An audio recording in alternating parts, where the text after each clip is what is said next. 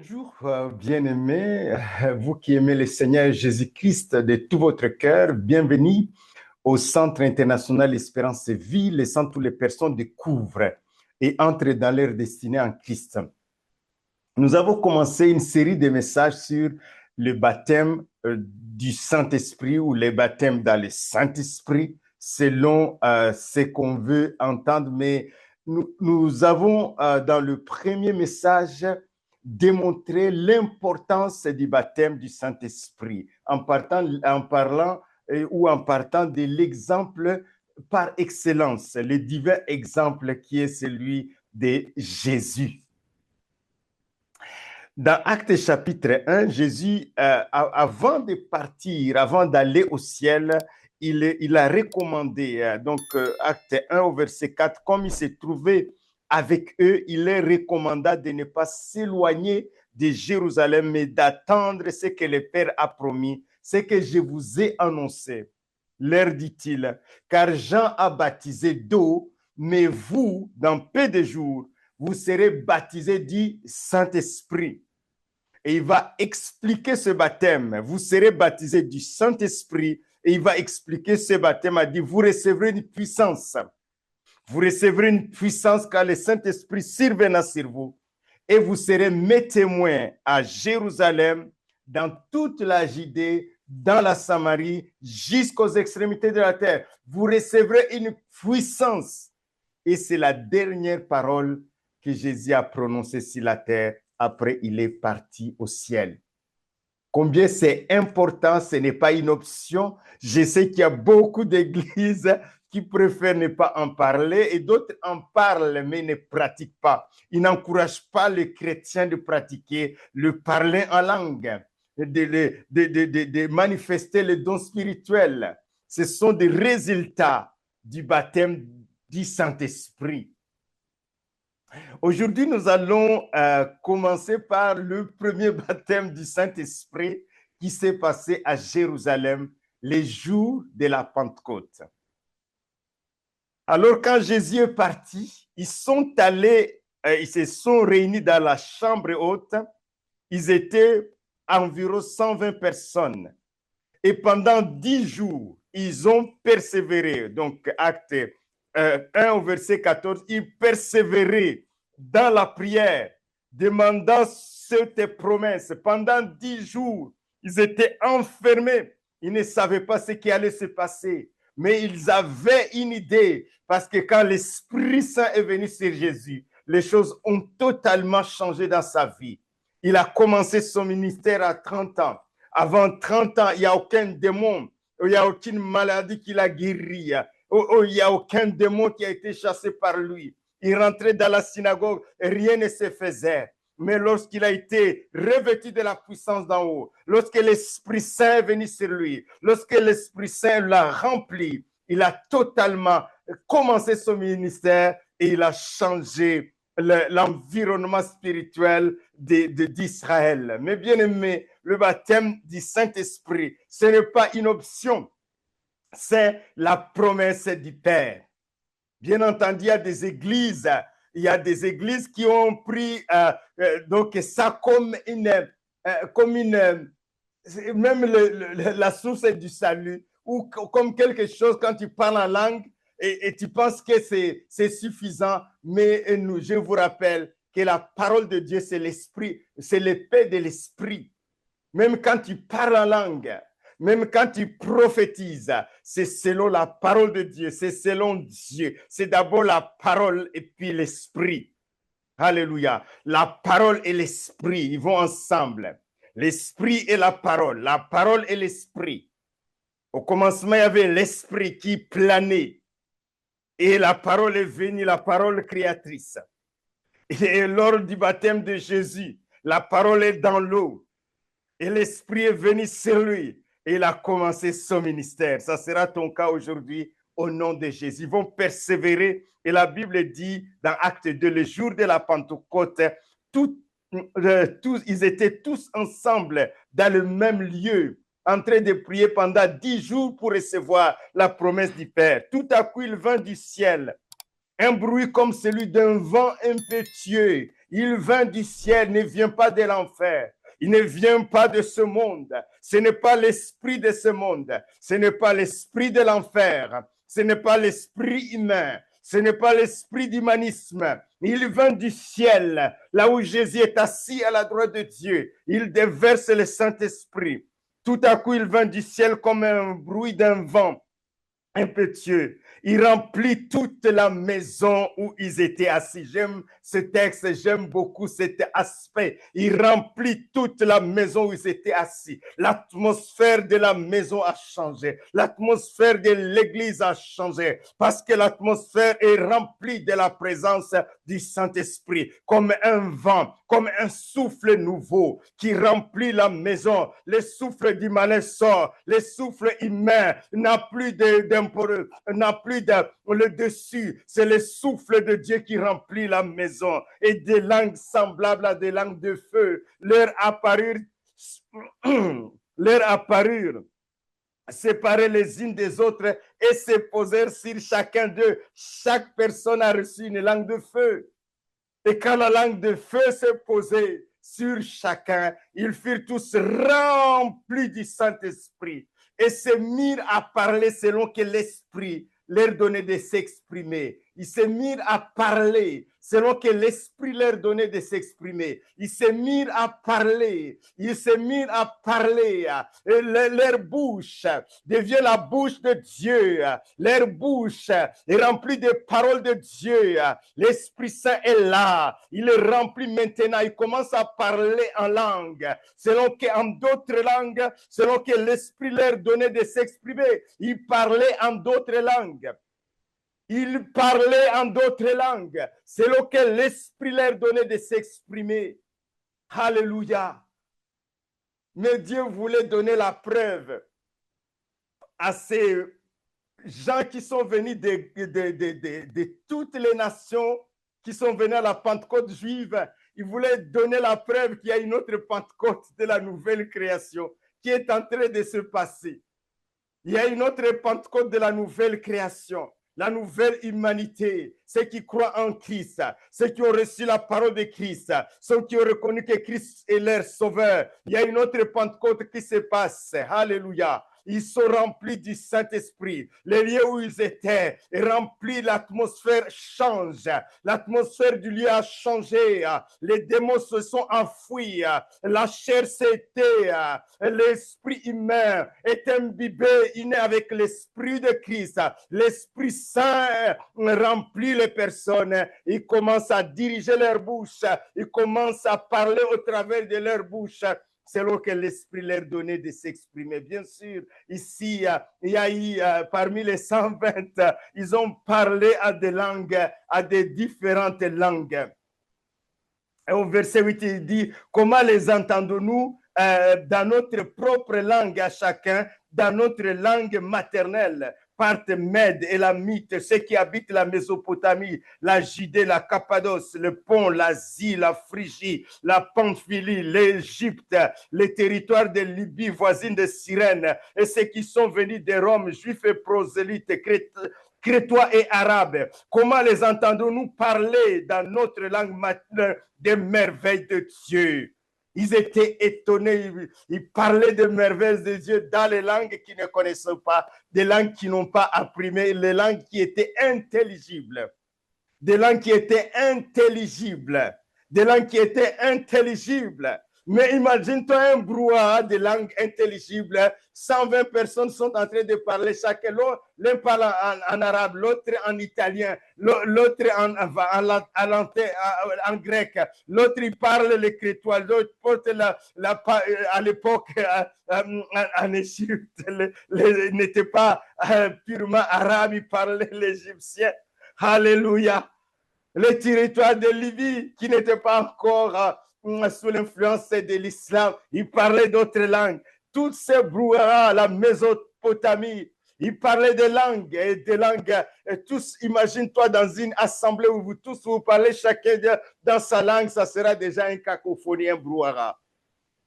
Mais l'Esprit Saint, chacun entendait dans sa langue. Alléluia. Chacun entendait dans sa langue les merveilles de Dieu. bien entendu, ceux qui argumentent qu'il ne faut pas parler en langue, ils se pointent sur cette réalité en disant il parlait des langues connues. Mais bien aimé, le parler en langue ne se limite pas à des langues connues. Il y a aussi des langues inconnues. Dans 1 Corinthiens 14, au verset 14, il dit, car si je prie en langue, donc tu peux prier en langue, si je prie en langue, mon esprit est en prière. Alléluia. Mais mon intelligence demeure stérile. Que faire donc? Je prierai par l'esprit, mais aussi je prierai en intelligence. Je chanterai par l'esprit, mais aussi je chanterai en intelligence. Alléluia. Tu peux chanter en esprit. Tu peux prier en esprit. Alléluia. Mais aussi tu peux prier en intelligence. Alléluia. L'un n'exclut pas l'autre, mes bien-aimés. Oui, si vous êtes réunis, bien entendu, il faut l'ordre. Il faut l'ordre. Mais il y a des églises qui se sont cramponnées sur ce volet d'ordre et qui ont empêché de parler en langue. Et au verset 18, il dit, je rends grâce à Dieu de ce que je parle en langue plus que vous tous. Mais dans l'église, j'aimerais mieux parler en parole avec mon intelligence pour instruire, pour enseigner. Tu ne vas pas enseigner en langue. Tu ne vas pas enseigner en langue spirituelle inconnue, inintelligible. Tu ne vas pas enseigner. Mais c'est la réalité spirituelle. Ton esprit est en communion avec le Saint-Esprit. Et il n'y a pas le filtre. Le diable ne peut pas filtrer ce que tu dis. Il ne peut pas entendre ce que tu dis. C'est ton esprit avec l'Esprit de Dieu. C'est pourquoi il dit ici, au verset 2, 1 Corinthiens 14, verset 2, en effet, c'est lui qui parle en langue. Ne parle pas aux hommes, mais il parle à Dieu. Car personne ne le comprend. C'est un esprit qu'il dit des mystères. C'est un esprit qu'il dit des mystères. Alléluia. Je préfère parler de ces mystères avec Dieu. Alléluia. Je préfère parler des mystères avec Dieu. Je préfère parler des mystères avec Dieu, mes bien-aimés. Revenons à la Pentecôte, au moment où ils sont là, ils parlaient en d'autres langues. Vous comprenez qu'il y a des langues intelligibles et inintelligibles. Parler en esprit et parler avec l'intelligence. Ici, Dieu voulait mettre un sceau, faire un témoignage aux personnes qui sont là pour qu'ils comprennent. Mais ça ne se limite pas là. L'apôtre Paul explique bien ce qui se passe. Alléluia. Avec le baptême du Saint-Esprit. Ça ne se limite pas aux langues inconnues. Mais bien entendu, dans l'église, il faut l'ordre. Mais quand il y a une église qui fait l'ordre en poussant les gens, en priant en langue, tout d'un coup, tous ensemble, mais après, ils s'arrêtent, ou en chantant en langue, tout d'un coup, tous ensemble, ils s'arrêtent. Il y a une grande bénédiction. Il y a une grande bénédiction parce que vous parlez des mystères avec Dieu. Il y a des dons spirituels qui se relâchent dans le parler en langue, mes bien-aimés. Il y a des dons spirituels. Ton esprit est ouvert aux actions du Saint-Esprit. Ton esprit est ouvert aux réalités, aux mystères de Dieu. Et tu peux maintenant parler par ton intelligence ces mystères que tu as reçus. L'apôtre Pierre va commencer, il va sortir rempli du Saint-Esprit. Il dit non, nous ne sommes pas ivres.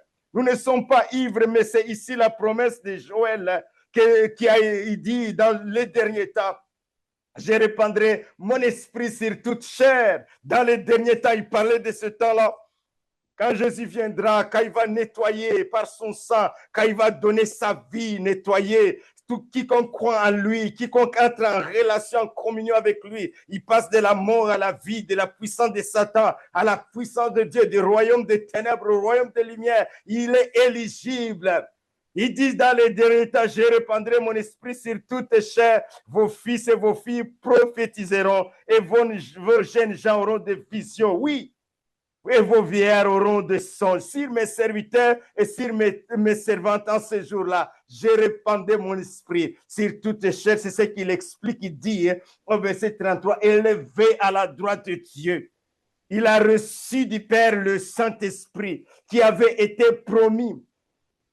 Alléluia. Et il a répandu. Je répandrai mon esprit. Il a répandu, comme vous le voyez, l'entendez. Je répandrai mon esprit. Christ monta au ciel et devenu le Seigneur des Seigneurs. Il transcende tout. Il a reçu du Père. Il venait de tout accomplir. Il a reçu du Père. Il a envoyé le Saint-Esprit. Il a répandu le Saint-Esprit. Je répandrai mon esprit sur toute chair. Vos fils et vos filles prophétiseront. Alléluia. Vos jeunes gens auront de visions et vos vieillards des... Oui, sur mes serviteurs, mais aussi sur mes servantes. Alléluia. Même sur mes servantes. Il n'y a aucune exception de personne.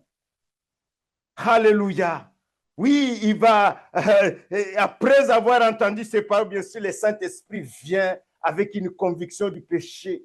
C'est très difficile à ces hommes qui étaient là, qui venaient de faire des centaines d'années dans le judaïsme, qui savaient que le Dieu d'Israël est l'unique et Dieu n'a pas de fils. On a cloué Jésus à cause de cela parce qu'il disait qu'il est le fils de Dieu. On a pris certains versets qui les dérangeaient comme Ésaïe 53. On ne faisait aucun cas de ça. Les versets dans le psaume 16 pour sa résurrection, il ne faisait aucun cas, où le psaume 2, le psaume 22, où on a partagé mes vêtements, on m'a cloué. Ils ne faisaient pas aucun cas parce qu'il y a des gens qui trient les versets.